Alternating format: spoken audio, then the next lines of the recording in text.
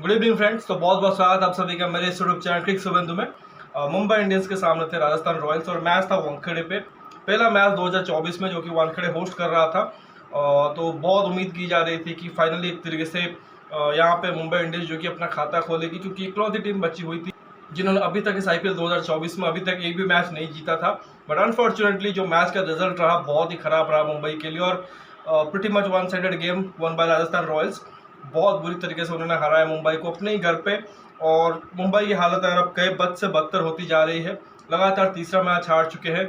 और जो I think मैंने पिछले वीडियोस में भी कहा था कि हार्दिक पांड्या को लेके जिस तरह से उनको एक तरीके से फैंस के आक्रोश का सामना करना पड़ रहा है वो वानखेड़े में सबसे ज़्यादा होगा, क्योंकि वो मुंबई इंडियंस का होम ग्राउंड है। तो अगेन देखो उनके हर एक एक्टिविटी पे, टॉस के टाइम देखो या जब भी फील्डिंग कर रहे थे, बैटिंग करने के लिए आए थे, तो हर टाइम एक तरीके से उनको बू किया जा रहा था, जो कि अगेन मैंने पास्ट में भी कहा है जो कि अच्छी चीज़ नहीं है।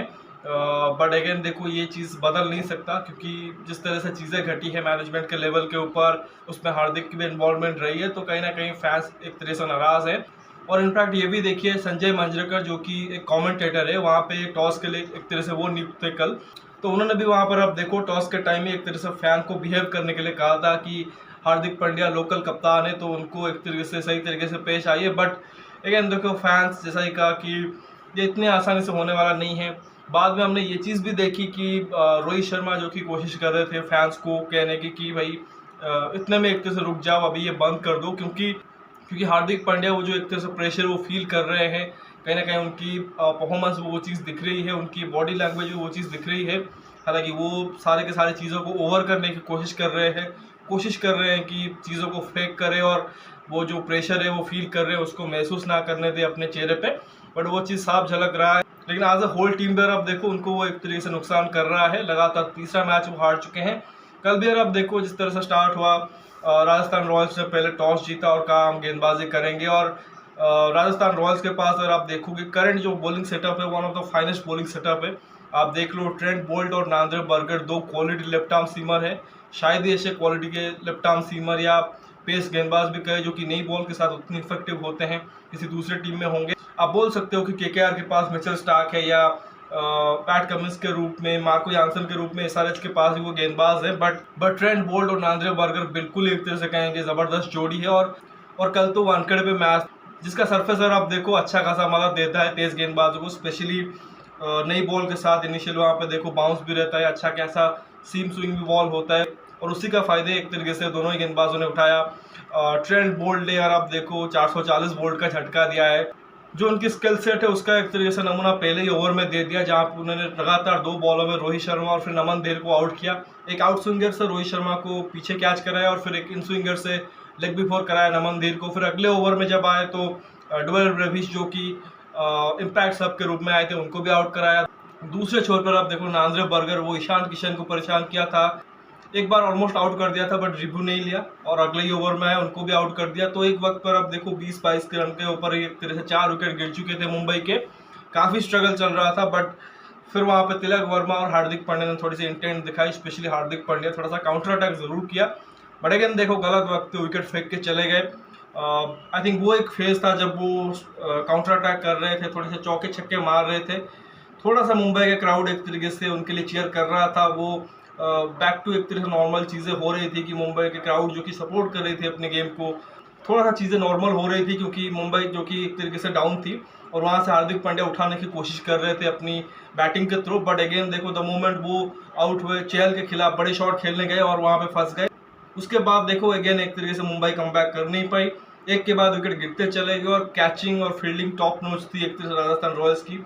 तारीफ करनी पड़ेगी जिस तरह से उनके बाकी जो गेंदबाज थे, चाहे युजवेंद्र चहल हो, उन्होंने विकेट निकाले, अश्विन ने अच्छी खासी कंटेंट की। फिर डेथ ओवर्स में देखो आई थिंक एक दिक्कत उनके लिए थी कि संदीप शर्मा इस मैच के लिए अवेलेबल थे नहीं इंजरी की वजह से, तो आवेश खान को यूज़ किया, तो आवेश खान ने बहुत अच्छी गेंदबाजी की। तो कुल आप देखो उन्होंने सिर्फ और सिर्फ 125 रन ही किए थे 9 विकेट के नुकसान पे, जिसमें हार्दिक का की रोल था, 34 रन किए थे 21 बॉलों में। इसके अलावा तिलक वर्मा ने 32 किए थे 29 बॉलों में। बट बहुत ज़्यादा निराश किया टिम डेविड ने, क्योंकि फिर भी लग रहा था कि अगर 150-60 तक पहुंच जाते तो शायद एक अच्छी फाइट दे सकते थे, क्योंकि मुंबई के पास भी अच्छी खासी बॉलिंग थी। बट टिम डेविड देखो 17 रन किए हैं 24 बॉलों में, सिर्फ एक बाउंड्री उनसे लगी है, चौका तो क्लियरली वो जो फिनिशर का रोल है उसमें वो सही तरीके से काम कर नहीं रहे हैं।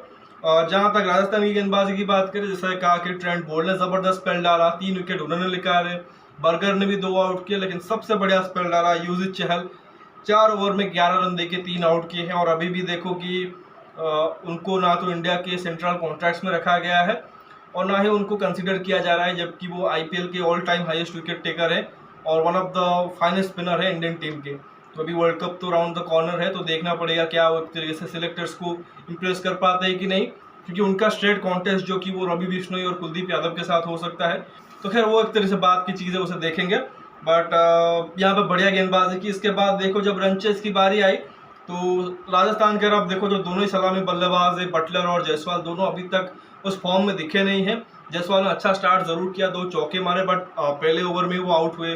बटलर स्ट्रगल करते रहे, फिर वो आउट हो गए। संजू सैमसन उनके साथ हमेशा से एक चीज़ रही है कि अच्छा खासा स्टार्ट करते हैं पहले मैच में, बट धीरे धीरे एक तरीके से उनकी बैटिंग जो फॉर्म है वो एक तरह से डिप करती है। तो पिछले मैच में जल्दी आउट हुए थे, इस मैच में 1-2 अच्छे शॉट खेले, बट वहाँ पे देखो अगेन फेल रहे हैं। तीनों जो एक तरह से उनके बड़े खिलाड़ी हैं उनसे रन नहीं बने। बट जो रिवोल्यूशन रहा है इस बार अगर आप देखो राजस्थान रॉयल्स की टीम में, वो है रियान पराग। जिस तरह से अगर आप पिछले कुछ सालों में वो खेल रहे थे, 1-2 शॉट आके खेल रहे थे, अच्छे खासे दिख रहे थे, बट फिर विकेट फेंक के जा रहे थे। बट इस साल अगर आप देखो जो डोमेस्टिक के साथ वो फॉर्म लेके आए हैं और जिस कॉन्फिडेंस के साथ बैटिंग कर रहे हैं, जिस एश्योरेंस के साथ बैटिंग कर रहे हैं, जो मैच्योरिटी दिखा रहे हैं, वो टॉप नॉच है। 54 नॉट आउट करके गए हैं 39 बॉलों में, 5 चौके और 3 छक्के मारे हैं और मोस्ट इम्पोर्टेंटली मैच फिनिश करके गए हैं। और यहाँ पे तारीफ करनी पड़ेगी रविचंद्रन अश्विन की भी, क्योंकि थोड़ी सी बैटिंग शॉट खेल रही है राजस्थान रॉयल्स, क्योंकि उनके पास प्रॉपर ऑलराउंडर नहीं है, उसी वजह से थोड़ा सा उनको ऊपर भेज रहे हैं नंबर 5 के लिए। और क्योंकि उनके पास अच्छा खासा एक्सपीरियंस है और तकनीक भी ठीक ठाक है यहाँ पे सर्वाइव करने के लिए, तो वो भी अगर आप देखो अच्छी कैसे बैटिंग कर रहे हैं। क्योंकि उस मोमेंट पर विकेट गिर रहे थे, लगातार 3 विकेट गिर गए थे, तो प्रेशर कहीं ना कहीं राजस्थान रॉयल्स के ऊपर आ सकता था अगर लगातार विकेट गिरते रहते। बट ये उन्होंने इंश्योर किया कि पार्टनरशिप करे और मैच को जो कि अंत तक लेके चले। 16 में 16 किए हैं, बहुत ज़्यादा कोई इम्पैक्टफुल नॉक नहीं है, बट स्टिल देखो चेजिंग कर रहे थे 126 रन की और विकेट गिरे हुए थे, तो वहाँ पर अच्छी खासी पार्टनरशिप की है और बहुत ही ईजिली अंत पे देखो तो इन्होंने अभी भी देखो ऑलमोस्ट 5 ओवर बाकी थे, रन चेस कर दिया है और 3 में से 3 मैच जीत के टेबल टॉपर्स बन गए हैं। जबकि मुंबई इंडियंस तीनों में से तीनों मैच हार के अभी भी 10वें पायदान पे ही बने हुए हैं। जहाँ तक राजस्थान की बात करें, आई थिंक लास्ट ईयर भी अगर आप देखो स्टार्ट इसी तरह से रहा था, बट टूवर्ड्स द आप देखो एंड अगर आप देखो उन्होंने मोमेंटम लॉस कर दिया था। तो जैसा कि पिछले वीडियोस में भी कहा है कि इस बार वो कोशिश यही करेंगे इस मोमेंटम को बरकरार रखें। अगर आप उनकी पर्टिकुलरली बॉलिंग देखिए तो शायद फाइनेस्ट बॉलिंग अटैक होगी इन टर्म्स ऑफ जो ऑलराउंड बैलेंस है, चाहे नई बॉल के साथ देख लो, फिर मिडिल ओवर्स में देख लो, फिर डेथ ओवर्स में, तो कंप्लीट यूनिट दिख रही है। और बैटिंग में अभी तक अगर आप देखो तो उनके की प्लेयर्स ने रन बनाया नहीं है, चाहे जॉस बटलर हो, जायसवाल हो, या नीचे देख लो ध्रुव जुरेल हो या सिमरन हेटमायर हो। अभी तो रियान पराग इकलौते चल रहे हैं और संजू सैमसन की एक पारी आई है, तो surely Rajasthan will do better. तो ऑलरेडी अगर आप देखो अनबीटन है, तो इससे और भी बेहतर करेंगे, तो लेट्स सी। बाकी मुंबई के लिए कहे कुछ भी चीज़ें सही नहीं हो रही है। हार्दिक पांड्या को देख ले तो ना बतौर प्लेयर वो अच्छा कर पा रहे हैं और ना ही बतौर कप्तान। लेकिन कल देखो उन्होंने आई थिंक बदलाव कुछ किया एक तरह से कैप्टनसी में, जो पिछले 2 मैच में गलती कर रहे थे। जसप्रीत बुमराह को नई बॉल दिया और दूसरे ओवर में ले आए, बट खुद एक भी ओवर नहीं किया, जो कि पिछले 2 मैच में हम देख रहे थे कि नई बॉल के साथ कर रहे थे। और कल तो उनको ज़रूरी था करना, क्योंकि थोड़ा सा तेज़ गेंदबाजों के लिए मदद था और बीच में जहाँ पे अश्विन बैटिंग करने के लिए आ गए थे, मुझे लगा कि शायद वहाँ पे वो एक तरफ आकाश मधवाल से डलवा रहे थे, दूसरी तरफ वो खुद आ सकते थे। क्योंकि अगर वो कोशिश करते थोड़ी सी पेस के साथ, वेरिएशन के साथ, बाउंसर के साथ अश्विन को आउट करने की, मे बी रियान पराग को आउट करने की, एक आधा विकेट गिरता फिर प्रेशर बिल्ड हो सकता था। बट वो पीयूष चावला को लगा दिए, जेराल्ड कॉर्जी को पिटाई हो रही थी, वो थोड़े से आउट ऑफ टच दिख रहे थे, उनसे एक से कंटिन्यू कराया। तो वहाँ पे समझ नहीं आया कि उन्होंने खुद बॉलिंग क्यों नहीं की, जबकि पहले मैच में तो उन्होंने इनिशियली स्टार्ट कर दिया था। और एक और डिसीजन जो कि काफ़ी मतलब सरप्राइजिंग लगा कि टिम डेविड से पहले उन्होंने पीयूष चावला को बैटिंग करने भेजा। मतलब ये इसके पीछे कौन सा लॉजिक है आप समझ नहीं पाओगे। प्रॉपर बैट्समैन उसके आगे आप भेज रहे हो, जो कि ऑलरेडी काफ़ी टाइम से कहेंगे इंटरनेशनल क्रिकेट खेल नहीं रहे हैं, डोमेस्टिक क्रिकेट सिर्फ खेल रहे हैं, और वो भी कोई ऑलराउंडर नहीं है, वो स्पिन गेंदबाज है, उनको आप भेज रहे हो टिम डेविड से ऊपर। पहले मैच में देखा था कि राशिद खान के अगेंस्ट उनको स्ट्राइक नहीं दिया था तिलक वर्मा ने, तो अगर वो इतना ही कमजोर है स्पिन के अगेंस्ट, तो फिर आप उनको ड्रॉप करके निहाल वडेरा को खिला लो। मतलब समझ नहीं आता कि टिम डेविड को ये बचा रहे हैं स्पिनर के अगेंस्ट। बहुत ही मतलब फनी चीज़ है वो। तो कुछ टैक्टिक्स जो कि मतलब आप एक्सपेक्ट नहीं करोगे कि मुंबई इंडियंस की फ्रेंचाइजी वो चीज़ करेगी, बट स्टिल अगर आप देखो आई थिंक अभी शायद लग रहा है कि जिस तरह से फैंस का बिहेवियर टुवर्ड्स हार्दिक है या मैनेजमेंट की तरफ है, और साथ ही जिस तरह से रिजल्ट्स भी आ रहे हैं, आई थिंक वो कहीं ना कहीं उनको हर्ट कर रहे हैं और डिसीजन मेकिंग भी गलत हो रही है, और एक यूनिटी के तौर पे एक तरह से वो खेल नहीं पा रहे हैं, जो कि सबसे ज़्यादा frustrating for Mumbai Indians fans. अभी थोड़ा सा उनके लिए ब्रेक है, आई थिंक 4-5 दिन का ब्रेक है, और फिर लगातार वो मुंबई में ही मैचेस खेल रहे हैं, तो एक अच्छी चीज़ है। तो उनको टाइम मिल गया है थोड़ा सा उस चीज़ पे एक तरह से काम करें। मे बी उनके मैनेजमेंट को, उनके सीनियर प्लेयरों को जो बैठे हुए डगआउट में जो एक तरीके से मेंटोर्स है या कोचेस है, उनको सामने आना पड़ेगा। मे बी फैंस को रिक्वेस्ट करना पड़ेगा, जिस तरह से रोहित ने किया, कि थोड़ा सा इस चीज़ को कम करे, ताकि उनके खुद के कप्तान के ऊपर से थोड़ा सा प्रेशर कम हो और वो एक तरीके से फोकस कर पाए। तो लेट्स सी कि आगे क्या होता है। तो फिलहाल इस वीडियो में बस इतना ही। आशा करता हूँ कि वीडियो ज़रूर आपको पसंद आया होगा। वीडियो को लाइक करना मत भूलिए, साथ ही चैनल को सब्सक्राइब करिए और दोस्तों तक शेयर भी कर दीजिए। बाकी कमेंट सेक्शन में अपना राय ज़रूर रख सकते हो। नोटिफिकेशन की घंटी दबा लो ताकि हर एक वीडियो की अपडेट आपको टाइम पे मिलती रहे। अगले वीडियो में मिलते हैं, तब तक धन्यवाद। जय हिंद।